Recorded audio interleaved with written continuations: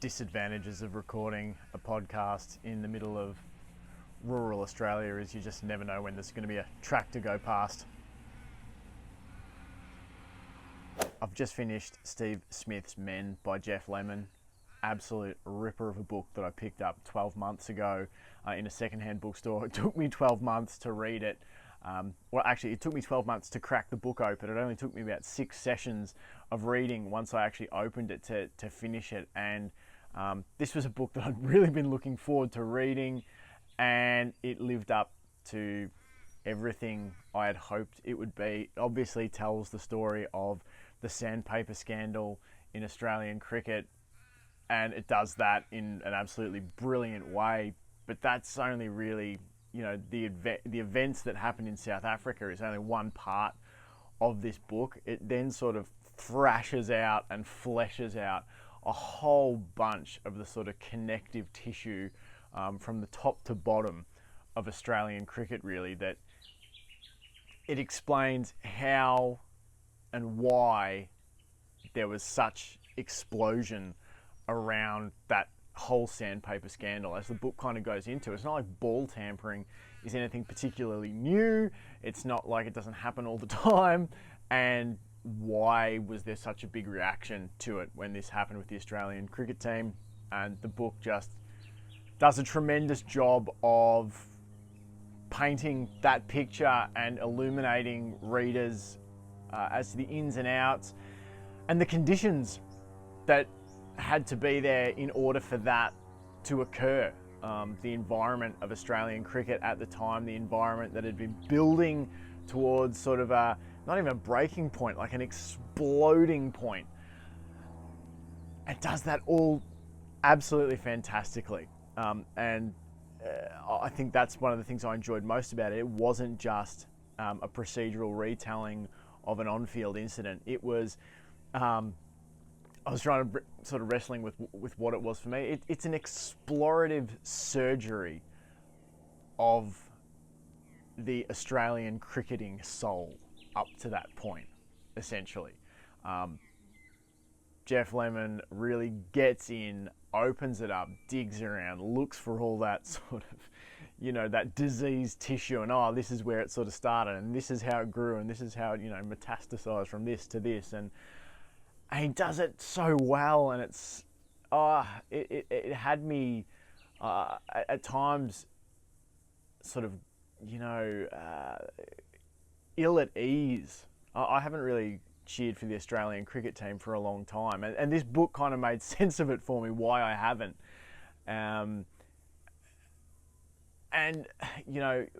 What's great about it is you can go from one chapter feeling like your skin is crawling, about the corruption of, the organisation or the team or whatever it might be, the sort of boys club nature of it, the toxic fallout of that behaviour.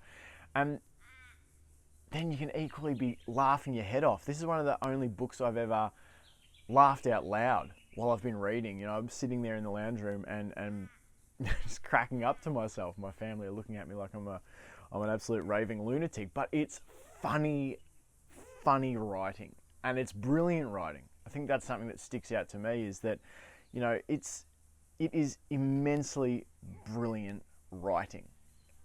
Sometimes you hear people talk about classic books of past eras. You go, that was one of the greats. That was one of the, the traditional masterpieces. It was one of the all-time works. Like, when I was reading it, I was thinking, this book is going to be one of those one day. People are going to look back at this, I think, and they should, and go, wow, that was a modern great. And it really is to me. It's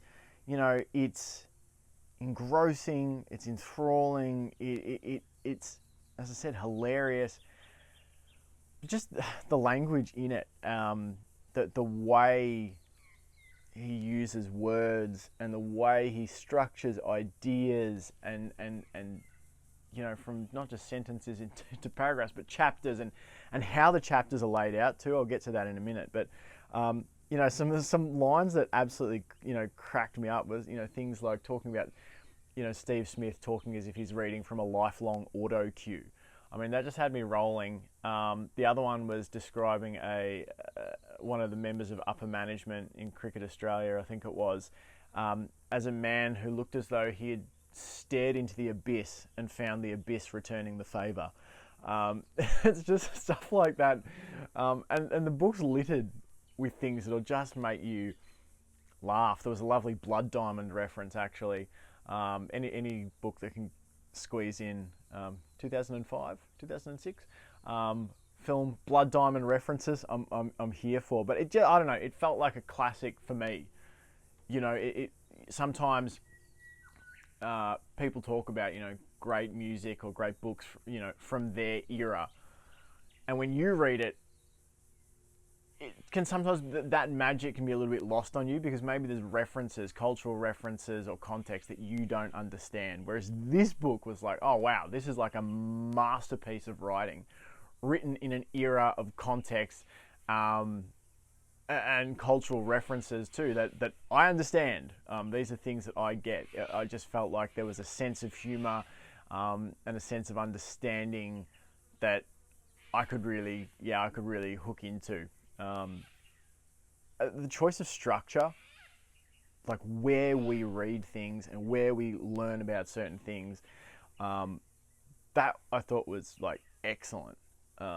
You know, like watching a good movie, you know, sometimes you're watching and you think, oh wow, like that, what a great choice to give us that scene here, you know, that reveal here, or you know, putting something early that then we understand in a different way later. Like this book does that in spades. The fact that the chapter actually about the more organisational stuff about Cricket Australia, that's left sort of to the back part of the book, was a great choice. I don't know if that's just because maybe some people might have been turned off by reading about, you know, organisational structure and the behind the scenes stuff, or if it was that it just adds this real kicker of context for everything else we've just read. Whatever the case, it was a great decision. And the other thing that I really liked was a chapter sort of about the fallout from the South Africa and the sledging in that series between South Africa and Australia, and the fallout on David Warner's wife, Candice. A whole chapter dedicated to sort of how everybody sort of missed the issue, you know, like the fallout of these men's behaviour on a cricket field. You know, that's what the focus ends up being, and it's less on, you know, why the women and families, and, you know, maybe that's have to, they cop the fallout.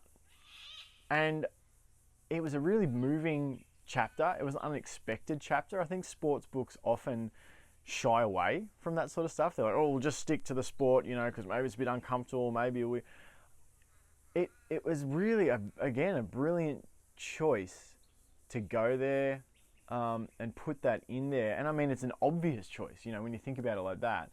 You know, when you go, oh, it's a good choice. It was it's an obvious choice to do that. It's just crazy that more people don't, I suppose, is what I would say. More sports authors don't do that, which makes it sort of stand out, you know. But that was I really was moved and thankful and grateful that chapter was there, because it certainly made me think a lot about the lens through which I view sport. And what happens on the field, how it impacts off the field. It was moving and deeply thought provoking is what I would say. And that ties into at the end in the sort of the acknowledgements at the end. There's a line there: Pam Brewster, Emily Hart, Hardy Grant for backing the kind of book I wanted to write. And honestly, that just oozes out of every page of this book. The kind of book I wanted to write. That's what it felt like. I've read some sporting books at times, particular biographies, but not just biographies, you know, sort of biographies of events that feel very sort of company approved and edited, and certain things aren't talked about, or if they are talked about, they're talked about in a very specific way. This was just, that's sort of the pitch. It's exactly the book it feels that the author wanted to write. It goes to all the places that you wouldn't expect it to go. And I'm sure there would have been some, I don't know, I'm guessing there would have been some publishers that would have looked at it and gone, oh, do we really want that chapter, or we really want this, or do we really want to go there, or can we and it's all in there. This, this book in some ways feels wild and dangerous in some ways. It really cuts through the sort of the normal accepted terms of combat for writing about these kind of things, and I loved it. I absolutely loved it. It's the kind of book, that in the acknowledgement Geoff Lemon says he wanted to write. It's the kind of book I dream about writing. It's the kind of book that makes you inspired to write. That's one of the better ways I could put it. Like, as I'm reading this, I'm thinking, oh my God, what it must feel like to write like this. And I'm sure anyone who's dabbled in writing, you have those moments where you have things come to you like, oh, that's brilliant, But to produce a book like this, like the scale of the project, and to have the vision and the creativity to sort of put it together in your head as an idea, and then to have the execution to actually do it.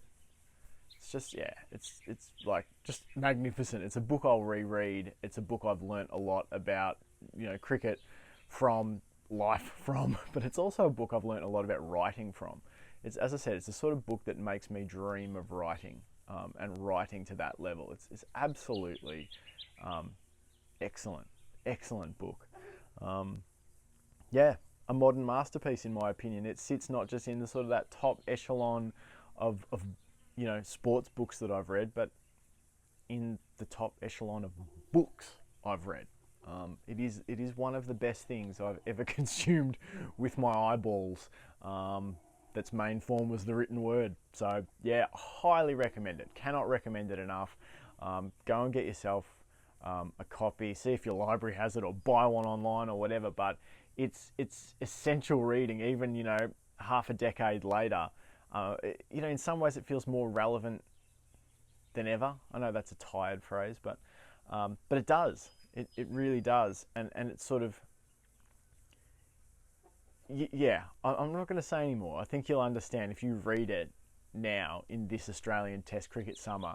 I think it'll give you interesting thoughts about the state of the team and where it can head, the direction in which it can grow. But go read it. Do yourself a favour. Go read it. Geoff Lemon's Steve Smith's Men. It should be mandatory reading in all schools. All Australian students should have to read it. Yes, practically there'd be a lot to dissect for teachers. You could plan some great lessons about it, no doubt. But culturally, it should be read. Because it's a fascinating, unflinching look into the spirit of Australian cricket.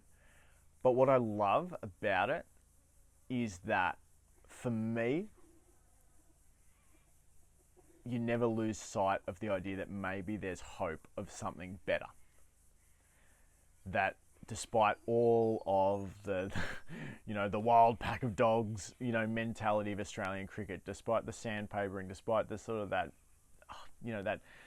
that swaggering, bully who can dish it but can't take it sort of mentality that I think Australian cricket has had for so long. Despite all of that, there is still something good under there, and a really bright Australian cricketing future can be built, and maybe it is being built. I don't know if things have changed, maybe under newer leadership, but yeah, I like that. It's not the